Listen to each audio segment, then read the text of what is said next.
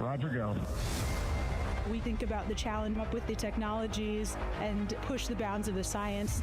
4, 3. The more ways that we can send humans into space, the better it is for our country and for the planet. Ready to get to work.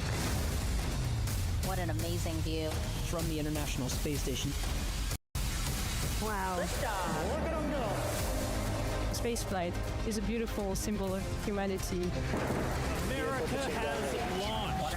Reach for these lofty goals, work hard, and look what you can accomplish. Good morning, and thank you for joining us today at the Crew-12 post-launch news conference. I am glad to be joined here today by NASA's administrator, Jared Isaacman, Professor Daniel Neuenschwander, Director of Human and Robotic Exploration from ESA, Steve Stich, the Manager of CCP, Dana Weigel, the Manager of the ISS program, and Julianna Scheiman, Director of NASA Science and Dragon Programs at SpaceX. Each of our participants will give brief remarks, and then we will open up the floor to those of you here in the room and those of you calling in via telephone. If you want to get into the queue, please press *1, and out of the queue, *2. So with that, I will hand it over to Administrator Isaacman. Thanks, Bethany.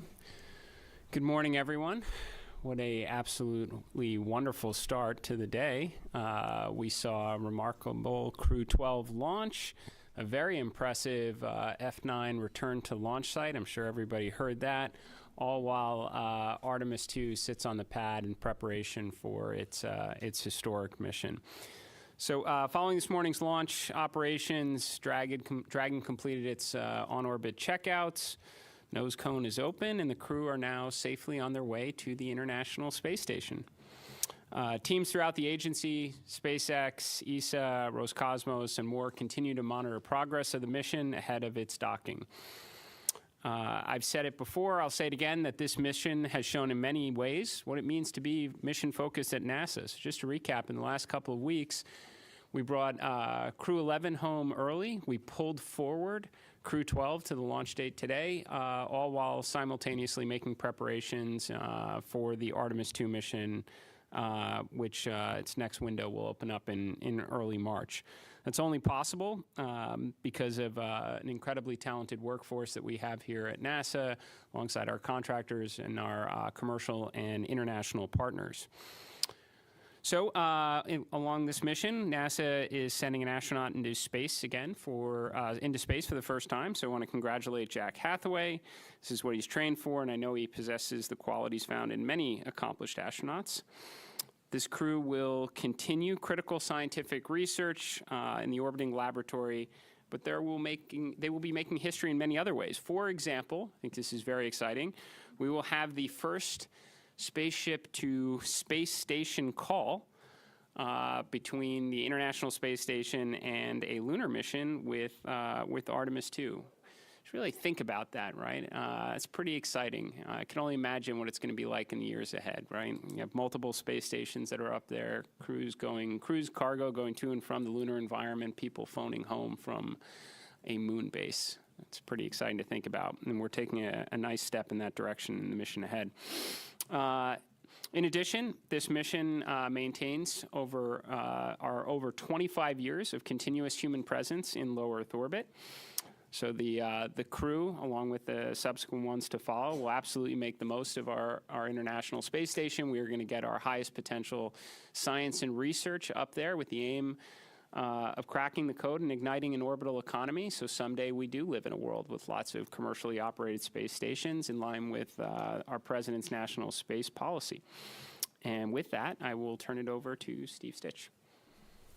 Thank you, Administrator Isaacman, and thank you all for being here on a really happy morning. I'm proud to say we didn't talk about weather much at all after talking about weather for a whole week. We're blessed with really good launch site weather this morning and really good weather down the ascent track, which we've been monitoring all week, and we finally found the right day to launch on Friday the 13th. I understand this is the first time NASA's ever launched on Friday the 13th, so pretty amazing times. Really appreciate all the hard work between NASA and SpaceX and on Crew-12. It's great to get the launch behind us. Of course, that's the first step. The crew's doing well on orbit. Jessica, Jack, Sophie, and Andrey are settling into their kind of off-duty period. They did a phasing burn a little while ago to set up the rendezvous. We'll be docking on Saturday about 3:15 Eastern. There will be another burn late tonight around just before midnight, another phasing burn. We really didn't have too many things to work during the countdown. It was really quiet with Falcon 9 and Dragon. Nothing really off nominal. As Jared said, the spacecraft got on orbit. We checked out the service section Dracos. The forward bulkhead Dracos are firing just fine. All the systems on Dragon are working well, and so we'll just continue to monitor the progress of the vehicle until we get in. Looking forward to docking. Hopefully our teams will get a little rest today. It's been a busy, long week with the launch. I really want to thank all of our partners, U.S. Space Force, Detachment 3, U.S. Coast Guard, Department of War, the FAA, all the agencies that support us. I want to thank the Space Station program, SpaceX, and all our international partners. And I'll turn it over to Dana. All right, thank you very much, Steve. And thank you all for being here. I would like to extend my thanks and appreciation to the Commercial Crew Program and the SpaceX team for the tremendous amount of work that they did leading up to today's successful launch. And I'd also like to thank the Space Station team for being flexible and adapting all of the onboard plans in light of the early return of Crew-11. With today's launch, we've got docking tomorrow, as Steve said, 3:15 p.m. Eastern Time. That docking will be to our Node 2 Zenith port. Really looking forward to having the crew on board and having the extra helping hands. This will be the second flight for Jessica and Andrey and the first flight for Jack and for Sophie. So really excited to have them on board. Chris is doing great on board along with the two cosmonauts. He's been doing research, cargo packing, and a little bit of tidying up, getting ready for Crew-12's arrival. When Crew-12 gets there, they'll spend a few dedicated days with Chris going through handover. Top of the agenda is going through the emergency response procedures, becoming familiar with the location of the emergency equipment, and then outfitting the Dragon with some of the standard emergency hardware. They'll also do familiarization work with some of the equipment that they would commonly interface with, toilets, exercise equipment, those types of things. They've got some critical research they'll be transferring for us in the first couple of days from freezers that we sent up with the Dragon. And then they've got a little bit of initial human research work that they'll be doing. And that's critical overall just for our long-term plans to fly longer and longer duration missions and making sure that we're taking care of astronauts' health as we look forward to Moon and Mars, longer durations. One unique thing we're doing for this handover, normally we've got 4 crew handing over with 4 crew, and since we've got Chris doing a little zone defense with the entire crew, we supplemented and had some onboard videos put together. So some of those were from previous crews, and then Chris made some. So when Crew-12 gets up there, they'll also do some video review. As you heard in the pre-launch briefing, we've got a busy few months in front of us on board Space Station. At the end of this month, we'll be undocking the SpaceX 33 cargo mission. Beginning of March, we will unberth HTV X1. We've got a very brief docking sensor demonstration we'll do with the vehicle, then we'll release it. In mid-March, we're planning to do an EVA to finish installing a modification kit to one of our solar arrays. This is called the 2A array, and that's in preparation for upgraded IROSA rollout arrays that are coming up later in the summer. We've got a second EVA in April to install the other modification kit on our very last array, the 3B array. Towards the end of March, our Roscosmos colleagues are going to launch a Progress cargo resupply vehicle. And then in April, we've got the Northrop Grumman 24 Cygnus mission. So a lot going on, as always, very, very busy on board Space Station. We're really looking forward to having the crew on board. With that, I will pass it over to Daniel. Okay. Thanks, Dana. Let me start by congratulating everybody for this amazing launch.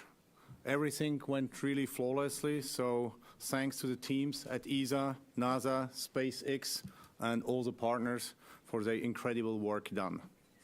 My first thought, of course, is going to the crew, and Sophie in particular. This is just the start of a journey. I know that they are very well prepared, and I'm really excited to see the next steps unfold. Sophie will be the first of her astronaut class to embark on a long-duration mission, and she had an incredible journey. I cannot stress enough how well she has been performing in a very short duration of time. Something unanimously underlined by her trainers is her mindset, which is well reflected in the patch of the mission. On top of Crew-12, on Expedition 74 patches, we also have an ESA patch, because we never get enough of those, of course. The name of her mission is something she chose, something she felt aligned. It's called Epsilon, and it reflects the power of small yet impactful contributions and how multiple parts unite to create a whole. A nice message of modesty, underlying that an astronaut is only, in bracket, a part of a wider group, one piece of a complex puzzle. We are really all very proud of her and how she represents ESA, Europe, and France. I also take the opportunity today to reaffirm ESA's commitment to the International Space Station and the peaceful exploration of space.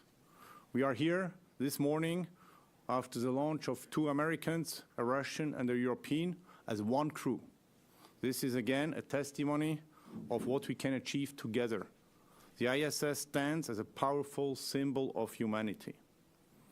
Our meeting this week between NASA Administrator Jared Isaacman and ESA Director General Joseph Aschbacher gave us the opportunity to reaffirm our shared commitment of continuing this remarkable journey. Together, we are already preparing the next chapter, guided by common objectives, increasing the pace of human space flights, and creating new opportunities for research and scientific discovery. But low Earth orbit is not our final destination. We also, this night, also SLS on the pad. And I'm confident that through the Artemis program, to which ESA provides key contributions, we are returning to the moon because we want to stay there. And down the road, Mars will follow. Finally, today, from every corner of Europe, we fly with Sophie. And with that, over to Julianna from SpaceX. Thank you. It's an honor to be here today to celebrate the launch of the Crew-12 mission. As you've heard, Falcon 9 successfully lifted off and safely delivered the Dragon spacecraft and its crew to the intended orbit. And as you also heard, the Dragon spacecraft will be approaching the ISS tomorrow at 3:15 p.m. Eastern. And after the successful docking of the Dragon spacecraft to the International Space Station, the SpaceX team's next big milestone, as you heard Dana mention, is the CRS-33 Dragon return, which we're targeting at the end of this month. So it's also a busy time for SpaceX too. I have a few fun statistics. This launch, the Crew-12 mission, is the 20th human spaceflight mission that SpaceX has launched.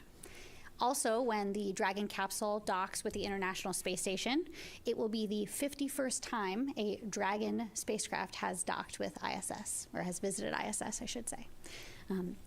Also, the Dragon spacecraft Freedom, this is its 5th flight. It previously launched Crew-4, AX-2, AX-3, and most recently Crew-9, and now Crew-12. Also, as you heard the administrator mention, this is also a first for SpaceX, where the booster returned to its launch site, its actual launch site, LC-40, and which is, I always like to think that the booster feels like it's returning home when it returns exactly to the launch site. So that's a fun one. And that's something we'll be doing going forward. LC-40 is where our landing zone is. And yeah, on behalf of everybody at SpaceX, we are incredibly proud to support human spaceflight missions and all of the amazing science and research that happens on the International Space Station. So on behalf of everyone at SpaceX, we want to give a big thank you to our partners for their trust in us, and thank you for flying SpaceX. And back to you, Bethany. Great. With that, we will open the floor to questions. I see we have so many people here in the room. And I also just want to remind the people who are dialing in that you can dial *1 to get into the queue and *2 to get out of the queue. We have a microphone here in the room, so if we want to go right over here. Hi, JoshDinnerspace.com. Thanks for doing this. Were there any lessons learned from Crew-11 that have informed maybe future pre-launch readiness procedures? Crew-12 got to launch a little bit early.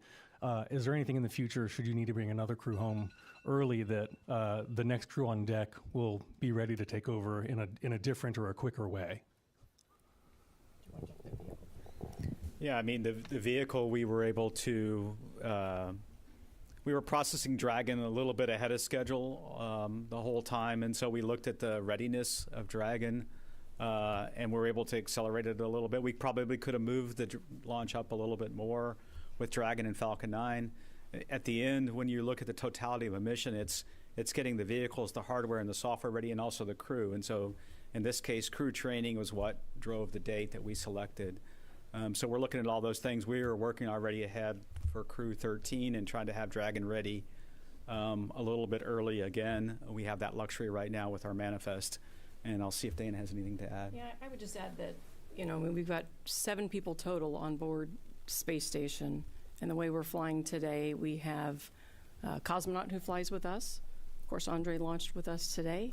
And then we've always got a USOS crew member, a NASA crew member who's on the Soyuz. And so, though it's more challenging with only one set of hands, we do have other folks on board who can help us if we really need extra sets of hands. So the way I look at it, though it's not ideal if you have to bring a crew home early, there's no immediate crisis or emergency. We can manage that. We've flown before with 3 crew on board. So we're fortunate that we have flexibility in our training, our operations, and the spacecraft to make some adjustments.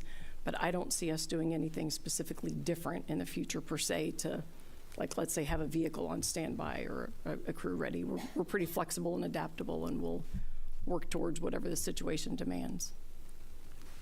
And with that, we'll head over here. Thank you so much for this press conference. Lenka White from RIA Novosti.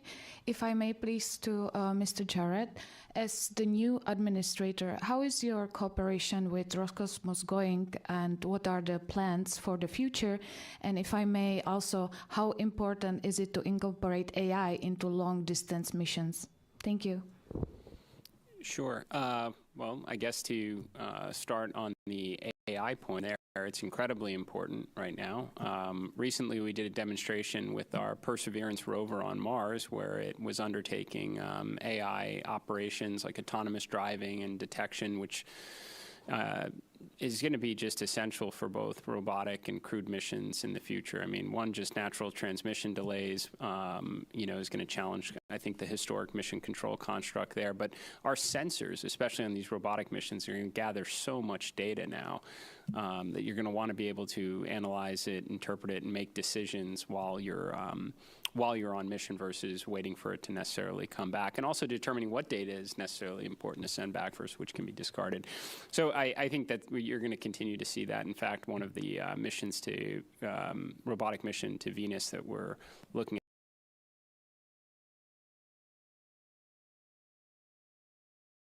at now may be designed right from the get-go to have AI incorporated into its mission software.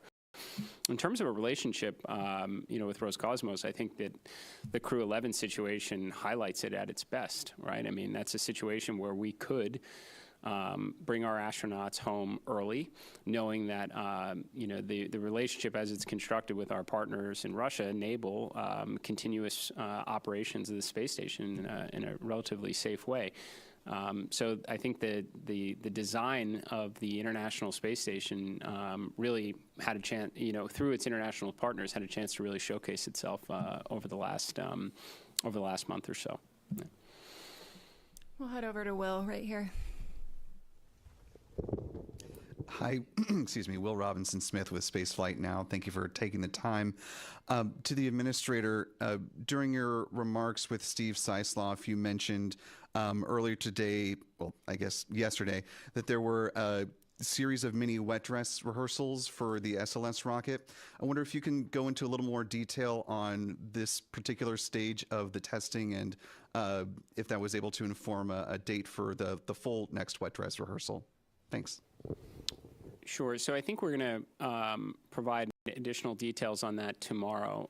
The teams wanted to have a chance to get together and review the data before taking a position on whether or not we are going to advance to a full wet dress 2 or undertake additional kind of mini tests.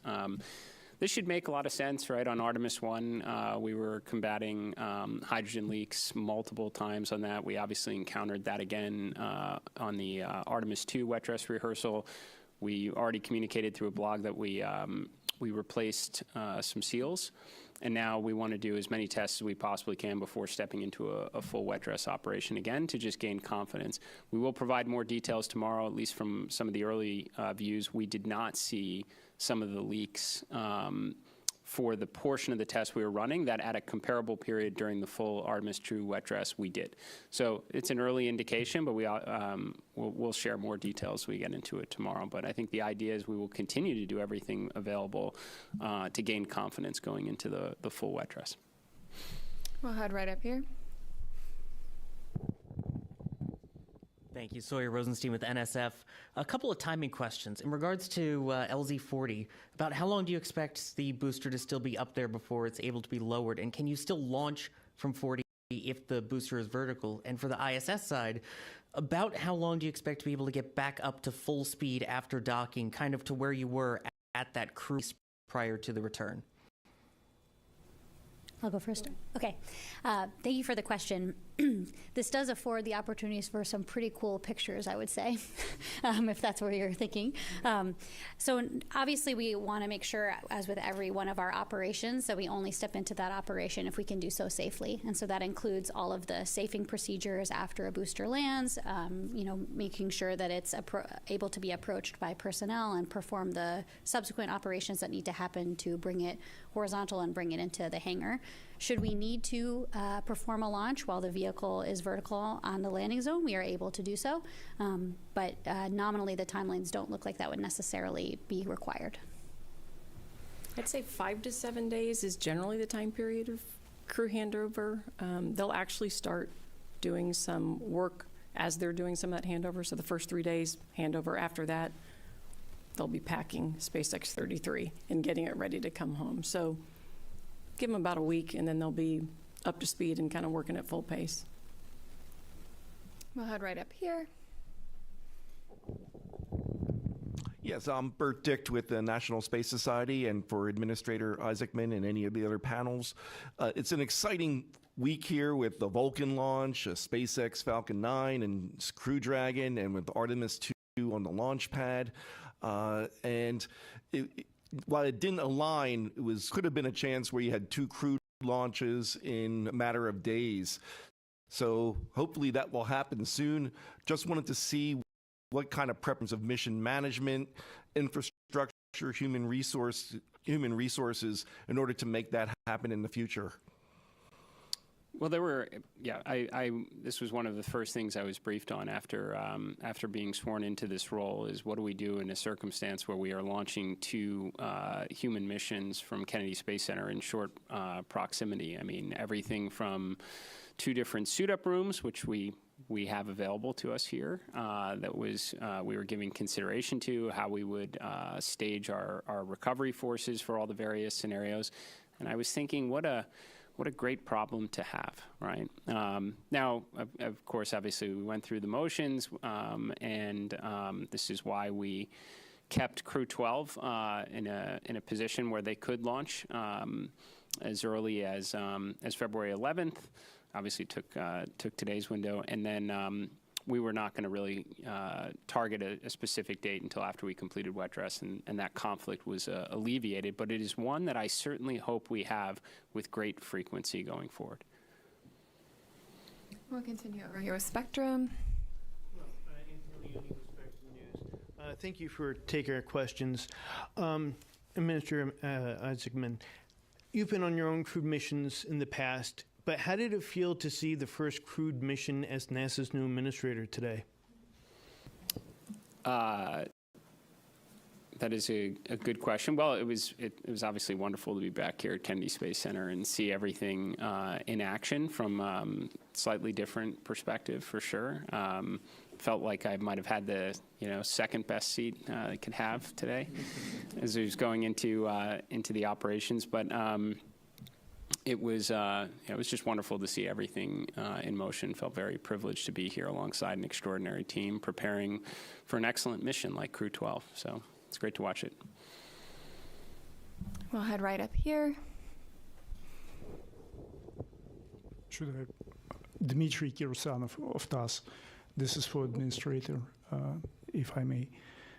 If I may just press you a bit further on your cooperation with the Russians. What specifically do you have in mind, and do you plan to hold talks with your counterpart, Mr. Bakanov, anytime soon, and perhaps travel to Baikonur? So I believe everything you just asked is in some degree of work right now. I am certainly planning to attend the next Soyuz launch, crewed Soyuz launch. Good friend that's going to be going up on that mission, so it'd be hard to imagine to miss it.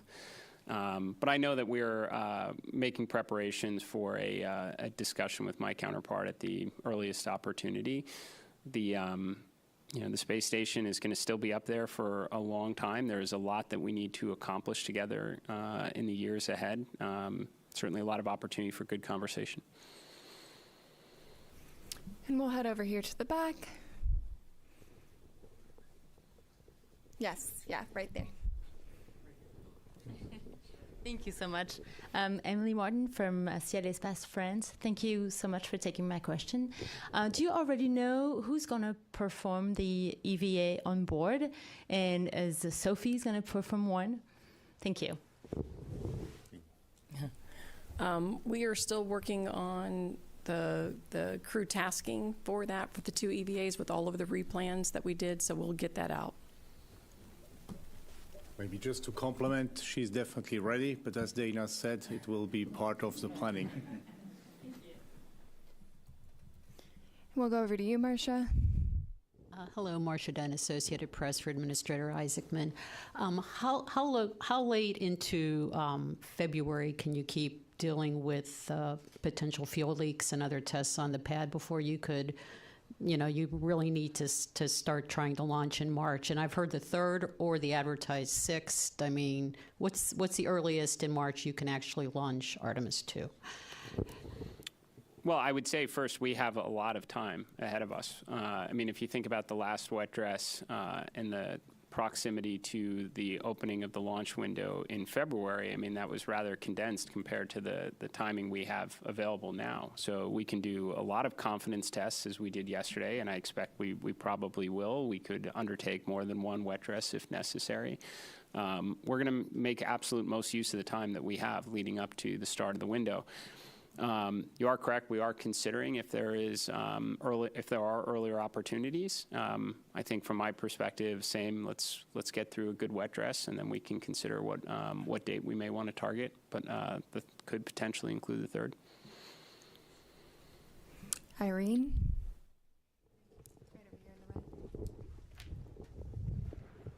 Thanks. Irene Klotz with Aviation Week.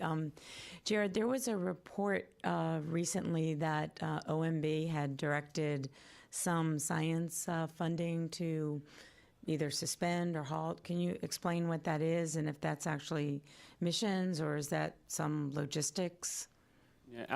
So I think I'm aware of what you're referring to. I mean, that was, really incorrect reporting.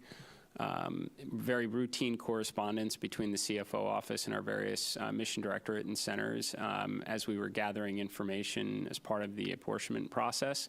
So I would definitely, anyone who has any questions as it relates to those science missions, to take a look at the NASA official quote that was provided to the reporter, although I don't think they actually included the entirety of it. Makes very clear that there are no missions that are being canceled or terminated. This was entirely an information gathering exercise that has been completely routine.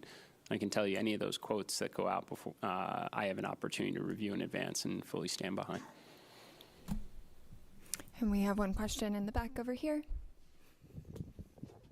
Thank you. Ken Kramer, Space Up Close. Thanks for doing this. It was a spectacular launch. Congratulations to everybody. I'm a scientist, and you just talked about science, and I'm a chemist. I want to ask you about Mars, since you already mentioned Perseverance. She's samples to bring back. It's the best chance to find life beyond Earth. The budget was cut this year. I'd like to know, what is your position on Mars sample return? Are you going to fortify it? Is it going to be a priority? I hope. Well, I mean, first, just to clarify, I mean, the cancellation of the Mars sample return as it was constructed, predated even this year's budget cycle. The way that was constructed was not economical, nor would it have been really achievable. All that aside, am I interested in getting those samples back? You bet. I mean, I've said it many times, this is an opportunity for what could be the most consequential discovery in human history.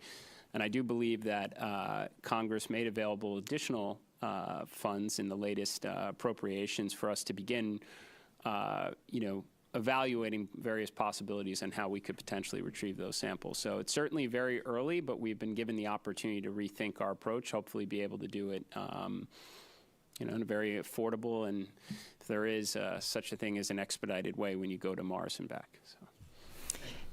And we have a question online from James Dowling-Healy from West Hartford Community Interactive. So we'll go to you, James.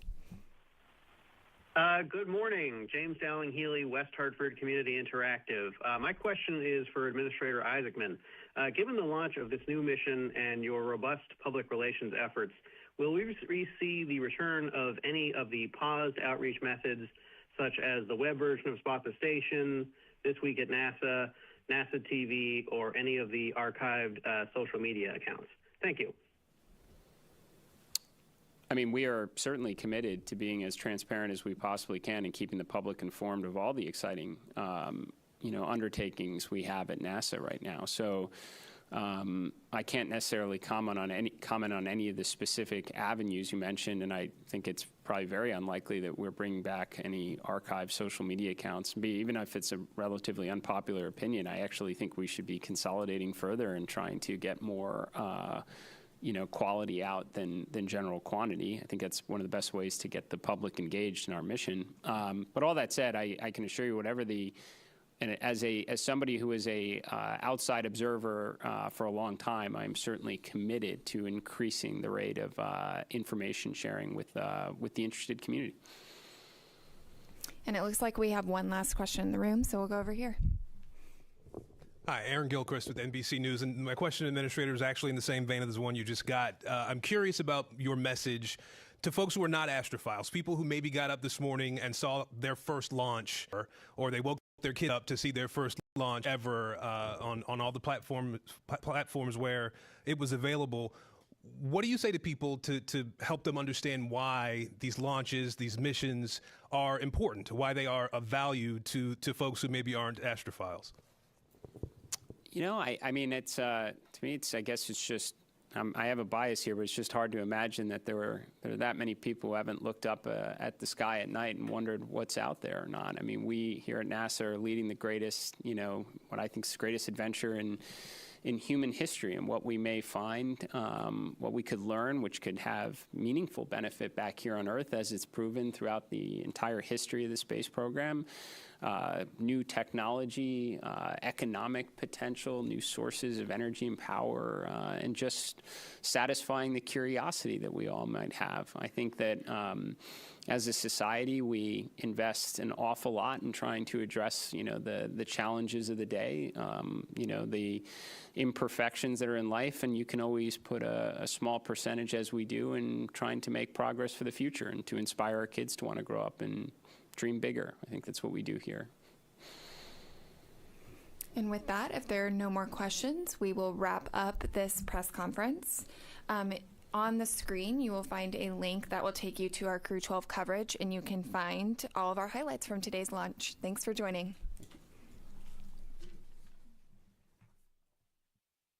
Inside the historic astronaut crew quarters, where SpaceX teams helped each crew member into their custom pressure suits. Before heading out, the crew paused for a final pre-launch tradition. You see it there, the card game gathering around the table. It's a way to set the tone and leave any bad luck behind. Then it was time to step outside. The crew walked out to greet family, friends, and supporters, following a path walked by every NASA astronaut since Apollo 7 in 1968. A short time later, the crew climbed into their Teslas, beginning the ride out to Launch Complex 40, escorted by security through Kennedy Space Center and onto the Cape Canaveral Space Force station. As they arrived at the pad, the crew got out and got their first close-up look at the Falcon 9 rocket that you see there. And then they walked across their crew in pairs, first the commander pilot, then the mission specialist, and then we saw them climb into Dragon and get into their seats for flight. Inside the spacecraft, seats were rotated into position, and the suit leak checks were performed. Countdown continued. Ignition and liftoff. Go Falcon, go Dragon, and Godspeed Crew-12. And liftoff. Freedom flies bound for the International Space Station. 1.7 million pounds of thrust now propelling Falcon 9, Crew-12. Vehicle is pitching downrange, and all 9 Merlin vehicles have lit. We're getting good call-outs on the first stage performance and propulsion